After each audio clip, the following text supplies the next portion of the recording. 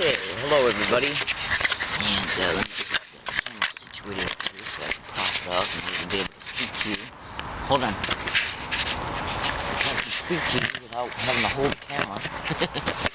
Should have did just before I started the video. Okay, that should be good enough. Let me just re-angle it. Okay.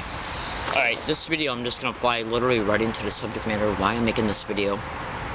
I'm going to probably have to keep my my voice at a low tone. Now, what I'm going to do is I'm going to make a video that's going to introduce this one. That way I can just fly right into the subject matter of this video, and the video that's going to introduce this one will help you understand what this video is all about, but I think you'll understand it as you continue to listen. This video is being made in order to be able to illustrate to you what I had to put up with in my last apartment in Michigan. Actually, this is going to be a two-part video series. Each video is going to be 15 minutes long because I'm trying to use a YouTube account that only allows 15-minute long videos. Every single month. In fact, let me just, I'm literally going to go back to the very beginning. On November 29th, 2009, I made a statement on a blog that had already existed online, stating that along the lines, stating that I'm getting ready to prepare to go sign a lease, and I guarantee you that this apartment will be taken from me. And I'm not exactly sure what else I wrote, to be totally honest with you. I mean, come on. November of 2009, and it's now 2015. But I'm sure that blog is still on the internet. The point being, though, is that after I made this blog at the University of Michigan, in their library, I literally got done making the comment in that blog, a blog that already existed, and I literally shut down the blog account, left U of M right then and there, and went over to the Monroe Apartments in Michigan to sign a lease. Now, within days of doing that, I also went and made at least 9 separate notaries. Okay, well, let me just put it to you this way. Within 2 weeks of me doing it, 9 were completed. Okay, and these 9 notaries were on 8.5 by 11 pieces of paper. Each one of them had predictions in them pertaining to how the perpetrators were going to gang stalk me to this apartment, what they were going to do to me there, and how they were going to cause me to lose it. Absolutely. Now, you might think to yourself, how was this woman even going to know that she was going to be gang stalked to this new apartment? Well, go to Google right now and type in gang stalking creating homelessness of targets. Okay, and then every time when I say gang stalking, and then see, because what I'm going to do is I'm going to introduce to you some titles of names of blogs, titles of names of YouTube videos, and each one of them usually start out with learning disabled woman. So whenever you hear me say learning disabled woman, that is the beginning of a blog title or YouTube video. Okay, so the point being is this, is that what I did was, when I made these 9 notaries, I knew I was going to be gang stalked to this apartment because I was already gang stalked to at least the previous 4 apartments and did not know it. Now, at least. Okay? Now, so, when you go to Google and you research property owners and gang stalking, landlords and gang stalking, city inspectors and gang stalking, postal workers and gang stalking, mail theft and mail delayment and gang stalking, these are just some of the descriptions that will work in cooperating relationships or by themselves to create the homelessness of the target individual. And you can also go to Google and type in how they will rent apartments next to a target, either above, below, or next to a target, or all.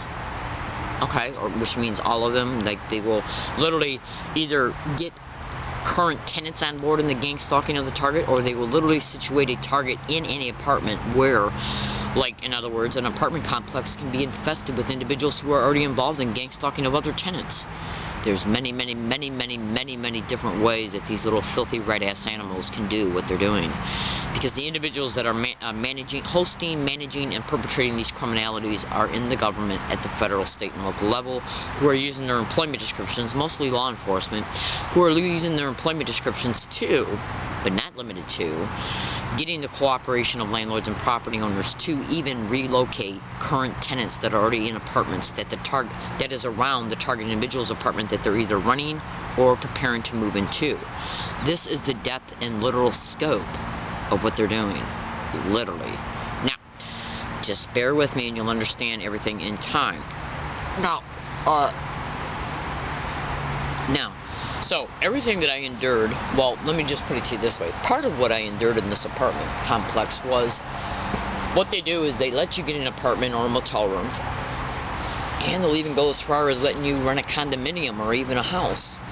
And then what they'll do is they'll engage in techniques called gaslighting.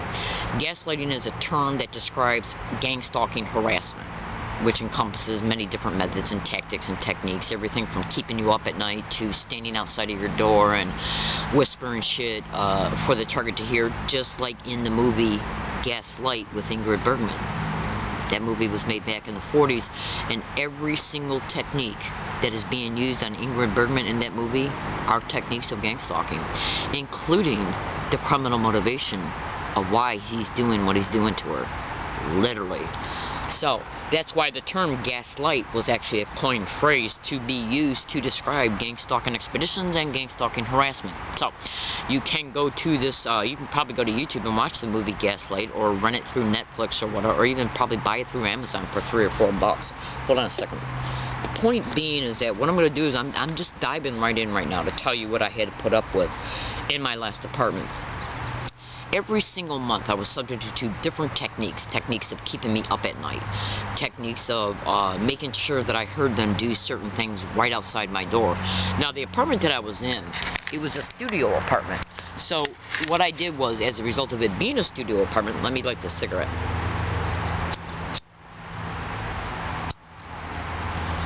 What I did was, as a result of being a studio apartment, see, the apartment was located on the second floor. Either on the second or first floor. To be totally honest with you, I don't remember because of the type of the way the apartment complex was structurally situated. You basically go through the door and you just go up 5 steps, and that was my floor. So I can't deliberate if that was the first floor or if you would describe that as being the second. I don't think that there was I think I was on the first floor. The point being is this, is that what they do in gang stalking is that they want to basically they intentionally break into your home and will rearrange furniture, refold your clothes in different ways, play around with your food, including poisoning it, including even also putting the date rape drug in your food and or drinks. Absolutely. And then come into your home and rape you once they are aware that you have either drank or ate the food that the drug was put in. Now, if you don't believe that this is not occurring, you can go to YouTube and type in "stalked, drugged, and raped. Is it happening here in San Antonio?" Or you can type in a YouTube "stalked in San Antonio," and you will see 2 women describing what's happening to them. Also, go to Google and type in UCSD and Law Library. Are they networking gang stalking? Hold on, please.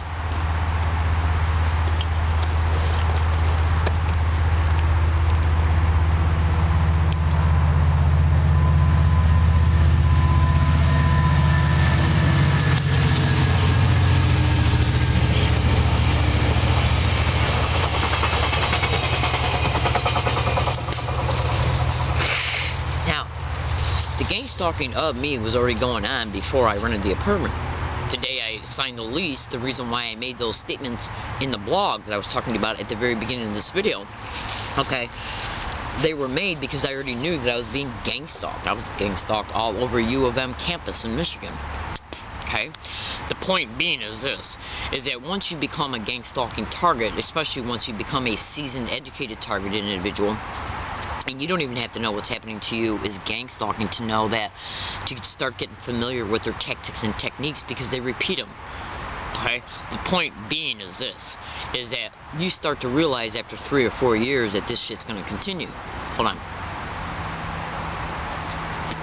Now, it was my intention, the reason why I decided to rent this apartment was to get out of the cold, because it was starting to obviously approach winter if it's November 29th. And it was also done to start exposing how landlords are involved in the gang stalking, because the homelessness that I was currently in was created because of the gang stalking of me at the last apartment. So it was my intent to start to, what? Proving that the evictions were the cause of gang stalking. Now, on June 9th, 2009 is the day I discovered that what was happening to me was gang stalking. Once I had a name for it, I was able to use the internet to thoroughly educate myself through research and educated knowledge from it pertaining to their techniques, how they operate, who they are, and who they're connected to. That's right. So, with this educated knowledge folded back on all the experience that I had already experienced, I knew that it would just be a matter of time before they would create homelessness again once I rented an apartment. And that was my goal. My goal was to rent an apartment and to prove that the eviction of me was caused because of gang stalking, so I could then take that eviction and all the details of all the experiences at that location and fold them back into all the other experiences that were detailed in email files and blogs that were made by me, some that weren't made by me, even by them. I'll get to that in another video.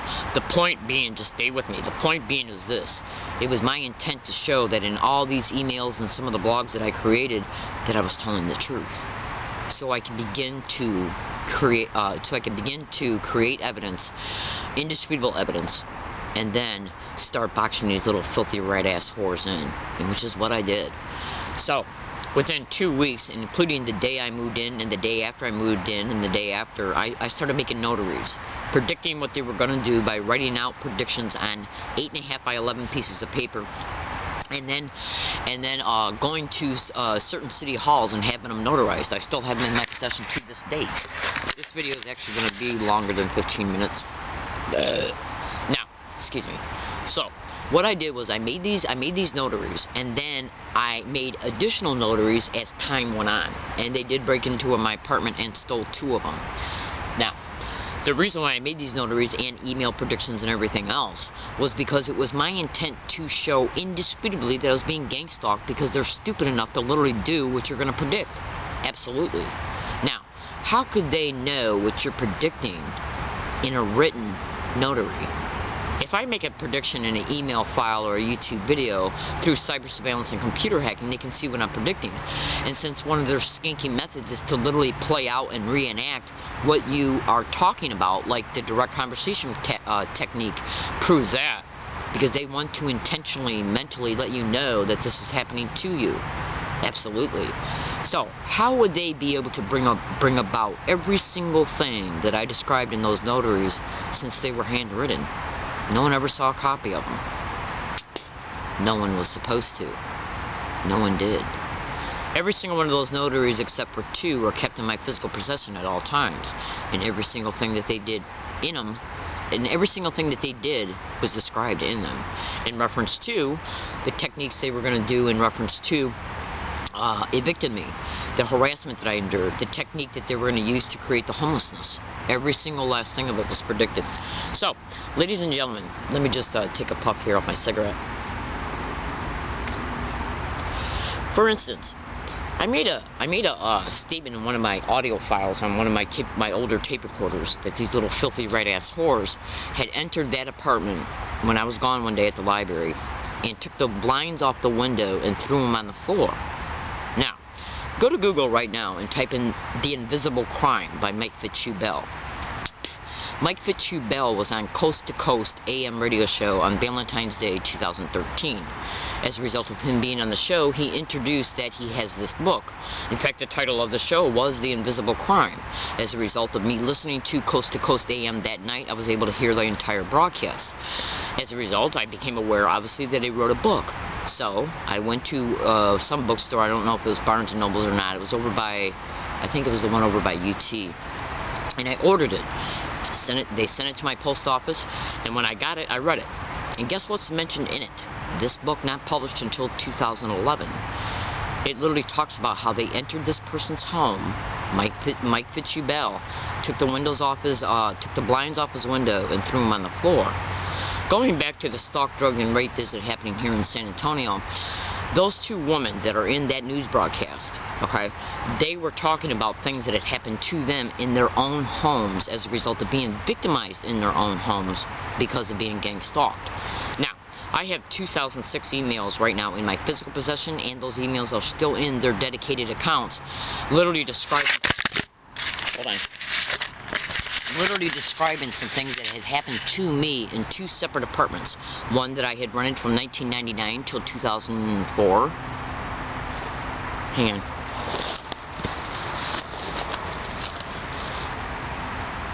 Ugh, sorry, it was a bird. One that I had rented from 1999 till 2004, and the other one that I had rented from late 2004 up until early 2006. Hold on. In some of these emails, I described to an identical T the same exact technique that was used on me that those women were describing in those news broadcasts, and that news broadcast did not take place until February 17, 2010. The transcripts are online of that news broadcast as well as the news broadcast. So go to Google and type in "stalked, drugged, and raped. Is it happening here in San Antonio?" In fact, the second woman that's in that news broadcast, she talks about how the perpetrators broke into her home, amongst other things, and stole some jewelry and then replaced it at a later date back in the home. Now, when I was out here in San Diego between 1 and 38 days, I went to the Point Loma Library, and I was making some emails and sending them to a prosecutor in Wayne, Michigan, and to Amnesty International. I literally stated in one of those emails that these perpetrators entered my home while I was sleeping, stole things out of my backpack, and then returned them on a later date at a place that I regularly frequent. You know, like when you come home and you place your keys at the same spot? That's what I meant. Okay, they replaced the item they stole at the same spot, at a spot that I regularly frequent in my home. These emails were made, okay, between 2004, 5, and 6. Now, that news broadcast didn't come out until 2010. The first woman stated they entered her home and turned on all the lights and opened up all the doors. There's emails stating to the same effect that they did to me. Ladies and gentlemen, and this is before I knew what was happening to me was gang stalking. Now that I have indisputable evidence that I'm being gang stalked all over La Jolla, and when I went to Yucca Valley for a week, it literally flat out shows that all those older emails, I was telling the truth, because what I was describing are gang stalking techniques.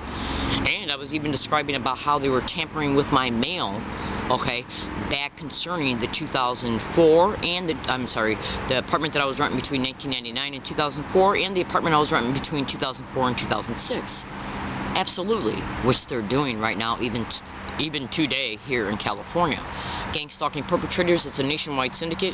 When a targeted individual moves from one state to another state, they will stalk the syndicate that was in the state the target was in and that is moving from, will notify the syndicate in the state the target's moving into to take over in the campaign. And since gang stalking expeditions operate in the same exact identical methods and tactics. Now, getting back to my last apartment. So what I did was I made all these notaries, and every single thing that I wrote in those notaries, they did to an identical T. The way they created the homelessness. Now let me backtrack for a minute, because this is what I'm about to say right now is a little motivation of why I'm making this video. One of the main techniques that they did to me in this apartment was, earlier I mentioned that it was a studio apartment, and anybody that's familiar with the outlay of what a studio apartment looks like, it's usually, a lot of studio apartments are just one big room. This studio apartment had a door. You walk into the door, and then there was a living room, and there was a closet right there by the door. Then in the living room, from an offshoot from it was a hallway, bathroom right here, continue to go down the hallway, and then you got the kitchen, and then a small little room on the other side of the kitchen, and that was it. Okay, and a hallway door, and then the bathroom. That was it. So I thought to myself, since I know I'm getting gang stalked at this apartment complex, and since I know they enter your home when you're sleeping, the best thing for me to do is set up my bed to be either right by the door or not that far from it, and which is what I did. Now, I did not have a actual bed with a bed frame. The only thing I had was a mattress, which was good, because I put the mattress on the floor directly perpendicular to the door. In other words, the door being right here, the bed being right here. So as I was laying down on the bed, I just went like, all I had to do was go like this, and I was able to see that small section between the floor and the bottom of the door. Now, what was on the other side of the door? A big, gigantic hallway light. Now, what am I trying to say? If you say, like, go into your room, and then, like, you got a hallway or whatever outside of your room, if you go into your room and shut off the lights, and then you keep that hall light on, and then you have somebody walk by your door, you're going to see the light be displaced. You're going to even see their feet as they're walking by.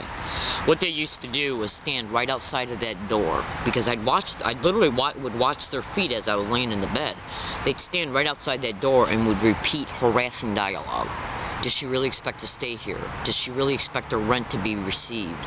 Does she really expect to get her rent receipt back? It was non-stop every day, practically. Sometimes it was all day long, non-stop, constant harassment and threats that my rent would be stolen, that I would be evicted for this or that, and just other, like, what's the bitch doing? Just really negative meaning dialogue that they would stand outside my door and state. Now, every single time I got up to rush to the door to try and catch them, the light would get displaced again and they would take off. So you might think to yourself, well, how could they tell when I was getting up? Well, all I know is this, is that there's a lot of information online pertaining to how these little filthy criminal right-ass whores will set up audio and video surveillance, very sophisticated small miniature cameras and tape recorders in your home. Okay? Alright, so this is what I went through every single month, every single day, of them standing outside of my door and making these kinds of threats, saying, what's the bitch doing? Why don't you get her out of here? Does she really expect to continue to stay here? Did you steal her rent? Shit like that. Then what they started doing after they created and reinforced and potentiated these fears based on the theme of the threat, what they then started doing was delaying my return receipt. Because I went to the post office and would mail my rent, certified mail return receipt, which means that once you put the rent in the envelope and mail it to them, when they get it, they got to sign for it. They get the envelope with the rent, and then that receipt that they sign goes back to the person who sent it, back to their P.O. box. So when I first moved in there, for the first 4 months, I was getting that return receipt like clockwork, 3 days after I'd mailed the rent, 3-4 days at the most, in my P.O. box. Now, during these 3-4 months, they were constantly threatening me that I would be evicted and that my rent would be stolen. Then what they started doing was delaying the return receipt, not coming in within 3 or 4 days, but then it started coming in 8 days, then 12 days, then 17 days, okay, after it was mailed, and then they just started keeping it. Then what they started playing this every single month. Every single month it would be later, until they finally started keeping it. Then what they would, and things were escalating at the apartment complex in between. Constant non-stop harassment, keeping me up late at night by playing loud music, banging on the walls, banging on the floors, non-stop toilet flushing, breaking into my apartment and throwing the blinds off the wall. Somebody played around with my food because I got deathly sick for 5 days. Replacing brand new lunch meat that I bought with spoiled lunch meat. Found out that was a technique of theirs. Damaging zippers, refolding my underwear, rearranging furniture. Every single thing that's on the internet that they did. Literally. So, then what they started doing was literally keeping the rent, but not returning the receipt. And then, around say, 18th, 19th of each month, what they started doing was sending me eviction notices. Now remember, they were already potentiating and creating the fear that the homelessness would be created. Okay? Hang on. By saying these dark neurolinguistic programming techniques that they were saying outside of the door for me to hear. Absolutely, ladies and gentlemen. That's right. So basically the whole goal was to anchor the fear, keep the fear potentiated by reinforcing it by the continued threats, then engaging in physical behaviors that would make me believe that they did steal the rent, by making sure that the return receipt would not appear in my P.O. box. Then they started enhancing that by sending me eviction notices. Now, each eviction notice, this happened 3 months in a row, maybe 4, if memory serves me correctly. These eviction notices would state that I had 7 days to prove that rent was paid. So, I would have to chase down my P.O. box every single day looking for the return receipt, and then by the night of the 6th day, they would call me, or I would call them, or they would use the landlord and they would say, we found the rent, it was lost in billing. Now this was done to make me so infuriated by stressing me out all month between all of the combined techniques that they were doing and the non-stop harassment. Because you gotta understand, I'm not just being harassed and experiencing this every single day and night in the apartment on top of not getting no sleep. I'm also dealing with gang stalking and harassment along all my routes every single day, everywhere I went. Hold on.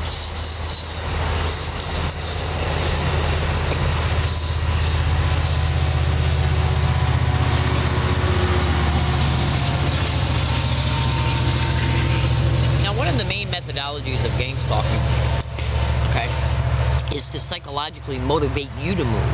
That way they don't have to do anything that can be traced back to them. And in between all this happening, the landlord and the skank that had tried to kept reappearing in my life kept trying to get me to mail my rent without mailing it return receipt. That way they could steal it and there'd be no trace. I said, no, I'm not mailing $400 every month for it to just disappear. Now, they kept doing it. They kept saying, why do you want to waste $5 to send it return receipt when all you gotta do is mail it? That's stupid. That's stupid. All you gotta do is, like I'm stupid. Like I don't know what I'm experiencing every day in this apartment. Like I don't know what they did with fucking with my mail back in 2004, 5, and 6. They were fucking stupid thinking that I was that naive.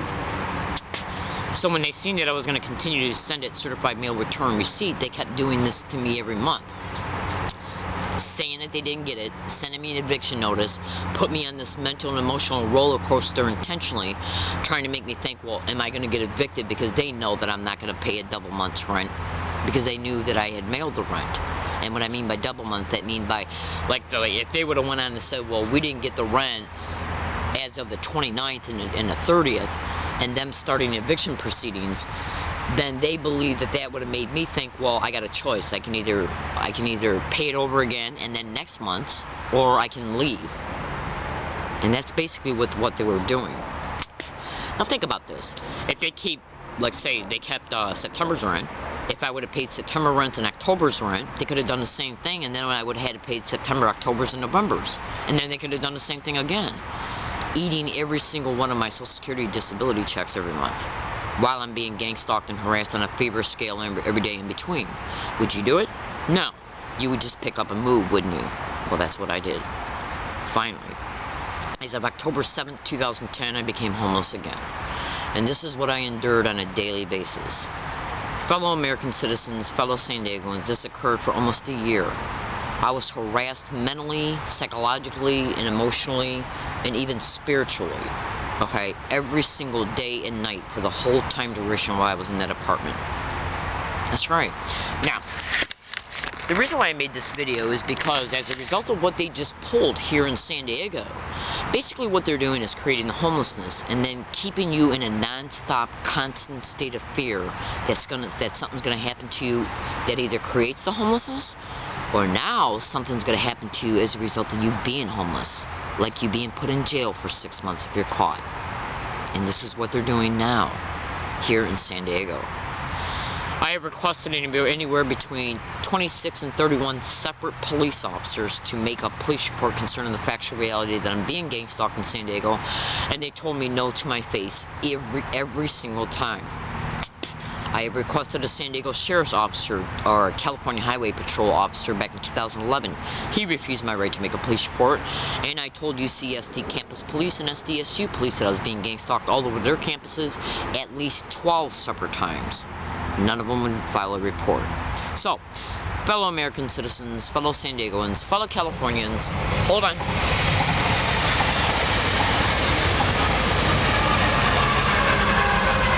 Organized stalking, gang stalking, targeted individuals are made homeless so they can exploit it in order to exploit the target's finances, their insurance, and to exploit the target sexually. This includes but not limited to illegal syndicated probate control by trying to claim the target's crazy because they're claiming they're being stalked by people they don't know, even though they are, and that they're homeless because of this mental illness. So therefore, we better take syndicated probate control of her because she's not making healthy choices to take care of herself. No, I am. Because I have indisputably proved that I am a victim of gang stalking. Indisputably. This in turn proves gross negligence of duty and many, many, many, many, many other crimes. So, in closing, go to Google and type in UCSD and Law Library, are they networking gang stalking? Now, there's a lot of information at the beginning of that video that you're going to have to go through before you start getting to the evidence. So if you want to dismiss it, go ahead and just go right to the evidence. But I will tell you this, fellow American citizens, fellow San Diegoans, and fellow Californians, I'm a good woman. I'm not involved in any illegal or criminal activity whatsoever. I'm a human trafficking target. I am also a target of illegal syndicated probate control. Doctors, lawyers, judges, police officers, fire department personnel, including EMS, hospital employees. Okay? It's a syndicate. It's a syndicate that's in the system that's got tentacles out within the community, white and blue collar workers. And basically what they're doing is using their employment descriptions to achieve their objectives, combined with techniques, tactics, maneuvers, and schemes to bring them all about in order to be able to achieve the criminal motivation that they have for the target.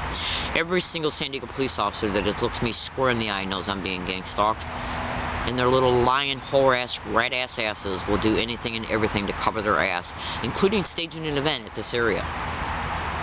Now, if you go to Google and YouTube and just type in "Learning Disabled Woman Exposes Flat-Out Evidence of Gang Stalking," "Learning Disabled Woman Catches Gang Stalking," "Learning Disabled Woman Exposes Gang Stalking," and when you look in those, when you watch those YouTube videos, and when you go to Google and type in the same, make sure when you look at these YouTube videos that you look at what's in the description of each one, because a lot of those YouTube videos have other copied and pasted YouTube titles and or blog titles that hold huge amounts of indisputable evidence. And therefore you'll literally be able to watch and literally listen to the same exact identical to a T verbal harassment happening around me everywhere I go, every single day. And then think to yourself, why would any San Diego police officer refuse to review this evidence? Why? Why? Because their filthy little whore, rat-ass animal asses are involved in this crime and or taking orders from individuals above them that are. That's why. Okay, so take a look at that blog. That blog alone will at least open up your eyes to show you for a fact that I'm being gang stalked in California. So how was I gang stalked from Michigan to Connecticut to California? Interstate stalking is a felony. It's a federal offense. So, fellow American citizens, fellow San Diegans, I don't know what you think as a result of watching this video, but what I have been through is just horrific, heinous, criminal to every single thing that's happened to me is an extreme felony. And the police don't give two shits about you or me or your kids or anything. They don't. They're criminal animals. They are literally, look, organized stalking, gang stalking, targeted individuals can be raped, gang raped, human trafficked, assaulted on numerous occasions, made homeless. Every single aspect of our lives are completely destroyed. Now, when you pay your taxes every day to pay off these little filthy red-ass whores that are working in the police department, so they can pay their mortgages and their kids' colleges and their lunches, yeah, and their vacations and everything, look at how I gotta fucking live while you're paying for them to live in the way I should be living. Alright, I don't know how this video came across to you, but I just thought it was right to make it. Okay. I do appreciate you listening. I hope and pray that you investigate the criminal realities that I've described in this video, even if it's only to educate yourself so you can make informed decisions to protect yourselves, your loved ones, and your property. I do appreciate you listening.